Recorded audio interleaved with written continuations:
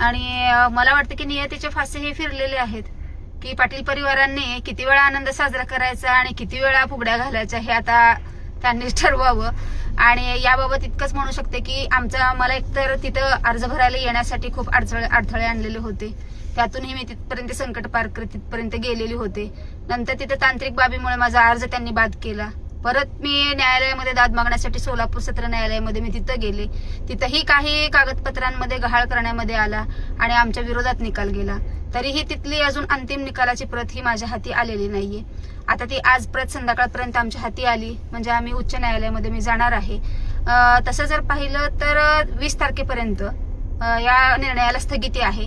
पण मी उच्च न्यायालयात अशी मागणी करणार आहे की जोपर्यंत माझी उच्च न्यायालयाची निकालाची प्रत जे असेल ते हाती येत नाही तोपर्यंत ही निवडणुकीला स्थगिती असावी अशी मी मागणी तिथे करणार आहे. रोकठोक महाराष्ट्राला सबस्क्राईब करा आणि बेल आयकॉनवर क्लिक करायला विसरू नका.